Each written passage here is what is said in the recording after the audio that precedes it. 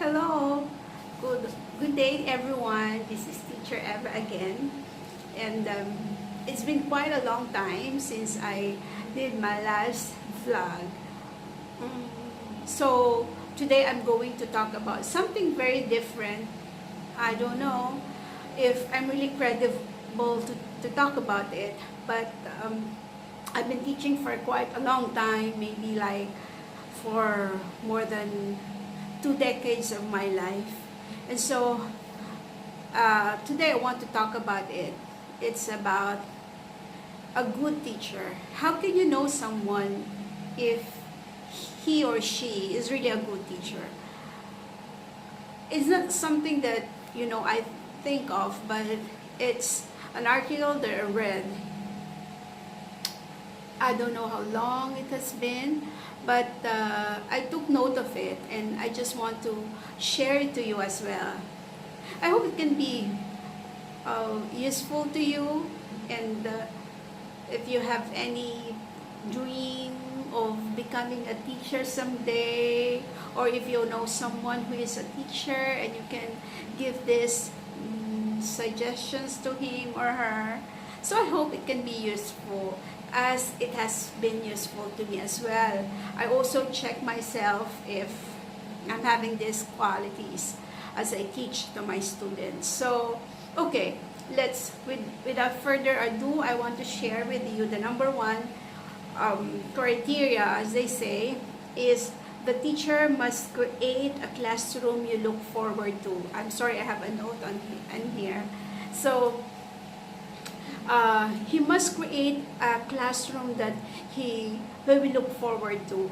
It's like when she goes to the classroom or he goes to the classroom, he is also excited to teach, so that her students will also be excited to to go to class, because the teacher himself or herself is very excited for the lesson he has prepared or for the lesson she has prepared for that day. You are also excited with how the classroom will look like as you teach, right? So be excited. You create a classroom that you are also excited to, to go or to participate.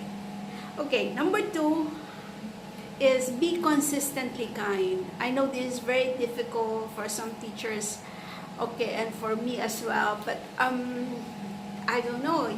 It's one of the tips that is telling in this article to be consistently kind. Is very difficult, right? Because some students are really misbehaving, and sometimes you don't like how they behave in the classroom. But this tip says be consistently kind. I don't know how it will be possible, right? Maybe by the help of the Holy Spirit in our lives. Okay, something inside us can make this happen. Okay, number three is hold them accountable for their misbehavior. Like that, sometimes the students will tell us, oh, it's because of this teacher, that's why I become like this, or it's because of this teacher that I got this grade or this mark. Hold them accountable for what they did, okay? Or because sometimes I heard many students say, "Oh, why I got this mark and I think I don't deserve it." I think it's very important that we as teachers we let them be accountable with what they have accomplished, or what grade they got, okay? So we must shift that accountability, that thing, to the students, and not for us to be blamed on why they got this grade or this mark, or why they are given this reprimand or this warning, right? So let us allow them to be accountable with what they did. Okay, number four is see the best in them, okay? No matter how weak they are, right? You see beyond that. You see, yes, they are like this now, but you see what will happen to them in the future. You see the best in them. We don't like just allow them to encourage, you encourage them, let's encourage them, let's motivate them, and let's tell them that actually this is not who you are in the future. You may be like this, but in the future you will improve. So let's have that mindset with our students that they will be better in the future, and even they will be best in the future. We see the best in them. Number 5 is you build rapport with them. It's very important that we have like good relationship and good communication with our students, and we have good interaction with the students. We have harmonious relationship with them, because it's very difficult that we are in a class that they we don't communicate well and we don't have good relationship. It's very difficult. So it's very important that we build rapport. We don't rapport. I don't know how, but it can be it is possible, and it must be our aim to have good relationship and good communication with our students. Harmonious relationship with our students. Okay, number 6 is push them to get better every day. Push them to get better every day. Let's motivate them, okay? Let's allow them to see how they will improve in the future. I know it's not easy, right? Some students are kind of lazy, and they're like, they are in their own world, especially with like with the rise of modern technology now. They tend to look at their phones most of the time, but we have to push them to get better, and we have to tell them that they can improve. Allow them to like be the better person, the better version of themselves. I know it's not easy, it's very difficult. Each student has different character and behavior and attitudes, but allow them to see how they can improve in the long run. Okay, so push them to get better, and in what ways, and how we can do that is really I think it's our own strategies as teachers. Okay, number 8 is to capture their attention. Right, it's very difficult to capture their attention nowadays.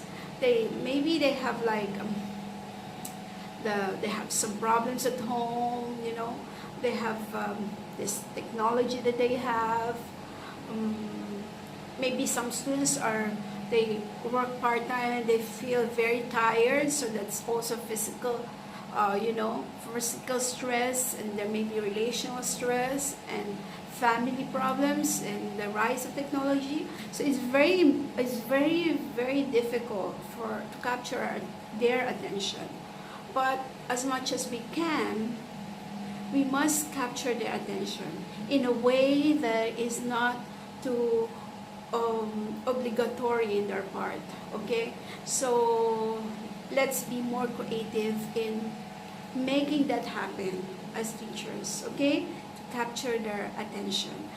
As a teacher, also a bit disappointed when I see my students just not focusing on the lesson, or just doing their own thing, as if they are alone and they're not in the classroom.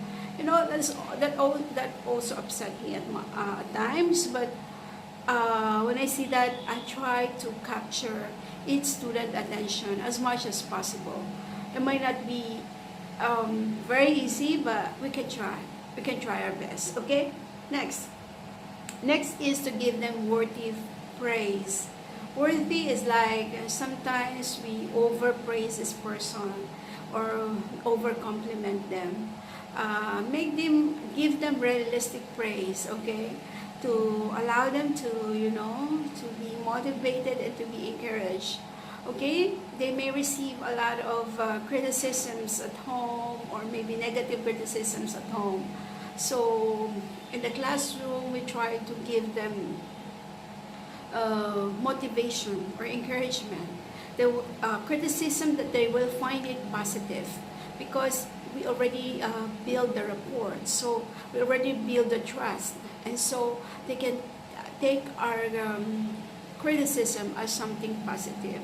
So we give them praise as much as we can.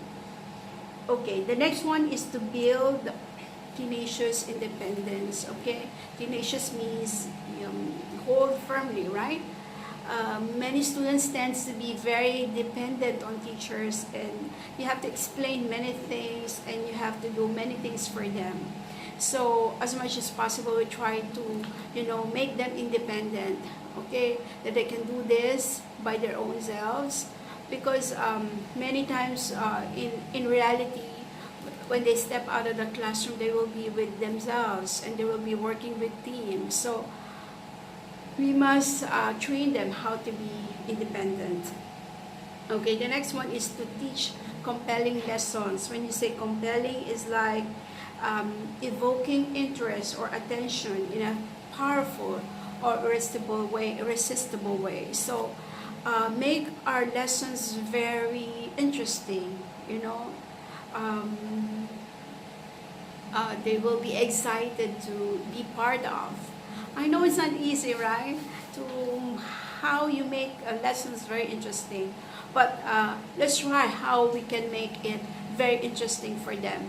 Um, and let's be more creative. And I think preparation is very important with teachers like us, to prepare our lessons, okay, before we get into the get into the classroom. I know with seasoned teachers, it's really very easy for them, but for us, if you are new in the field of teaching, it's very important that we prepare our lesson and that we prepare it in a very creative way, so that our lessons will be very irresistible, right?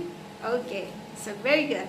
Okay, the next one is choose to like them. Okay, students have different personalities, I know, but and there are many students that you really won't like, with what they do and how they react to lessons and how they will treat you as a teacher, but still choose to like them, no matter how how upsetting their behavior is. Still choose to like them, because we know we earn our respect. We don't push our respect to them. uh, I think respect is being earned as we build rapport with them. They will give us trust and they will respect us. So choose to like them and love them as well. Okay, next is have fun with them. This is the last points that I had with this topic. A good teacher, have fun with them. Don't be always serious looking like that. How do you say serious? Okay, don't be too serious. Life is already so serious. So have fun with them, laugh with them. Okay, joke with them. Okay, enjoy their jokes. Okay, or also you can make jokes as well. Okay, so have fun with your students. Have fun in the classroom. Okay, because that's what they look forward to as well. Yes, they want learning, but as well they want it in a fun way. Okay, so those are my 12 points that I got a good teacher and how to be a good teacher and how it is to be a good teacher. Okay, so that's it for today. I hope this is a bit helpful to everyone, and as it is to me. And once in a while, I really look at it and check on myself if I have this also points in my life, and because I also want to improve as a teacher as time goes on, because I believe teaching, our job is not just a job, it's a calling. We are put in a position of teaching for a reason. So I want to improve on in everything that I do. Okay, so thank you so much once again. Today, this is Teacher Eva, reminding you again that there are great days ahead of us. So keep smiling. Bye.